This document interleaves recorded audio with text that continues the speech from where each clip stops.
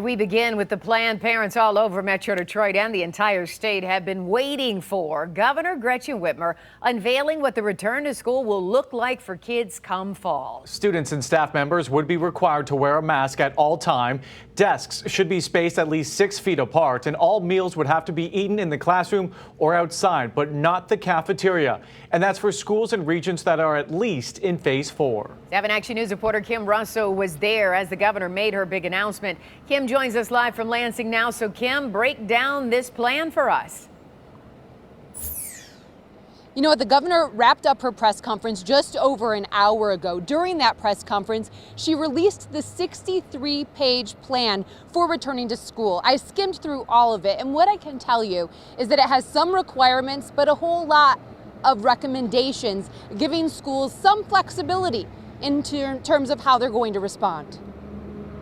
During the governor's press conference today, the chair of the Return to School Advisory Council and president and CEO of the Skillman Foundation, Tanya Allen, said in order for the plan to become a reality, everyone needs to take precautions to ensure we do not in our state see a spike in COVID-19 cases.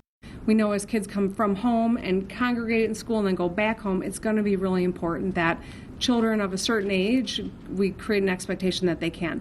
There will be some who can't. We recognize that. But the expectation is that in phase 4, which is inherently riskier phase, that facial coverings are worn by staff at all times except for meals. Taking a look at what school could be like. Right now in Metro Detroit, we are in what the governor calls phase 4. If we are to move backwards, schools would not be allowed to reopen. But if we are in this phase come fall, schools would open. But they would be required to screen students and staff for COVID-19. Social distancing would be strongly recommended, but not required because it is understood that at some schools it will not be possible. Face coverings will be required by teachers, staff, and students pre-K and older, with the understanding that some special needs students would not be able to comply. We all have to do our parts. We cannot afford to be divided or politicized. We need everyone to pitch in. And there are lots of ways for us to do it. For example, we, the community, can include PPE and thermometers in our school donations to support schools. If we move into phase 5, which means COVID-19 is contained in Michigan, then the face coverings become a recommendation, not a requirement. When it comes to sports, the governor is calling on schools to follow Michigan High School Athletic Association guidelines, which are still being worked out. She said it's possible high contact sports could switch seasons. And so we're calling on schools to follow that guidance. And I'm also calling on the Michigan High School Athletic Association to consider postponing fall sports that have the impossibility of social distancing as a part of them.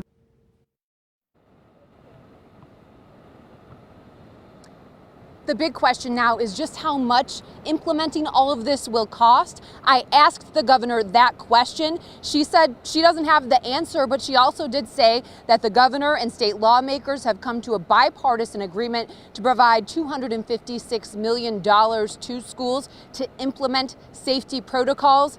It just is not clear whether that will be enough. The governor said they do believe that more will be needed, and they're asking the federal government to help. Reporting live in Lansing, Kim Russell, 7 Action News. Kim, that was going to be my very next question, because with so many budget cuts coming her way, especially with our schools, how are they going to afford it? But that's good that there will be bipartisan support. So, kids can be safe if indeed they do open in the fall. Thank you so much for breaking that down for us, Kim.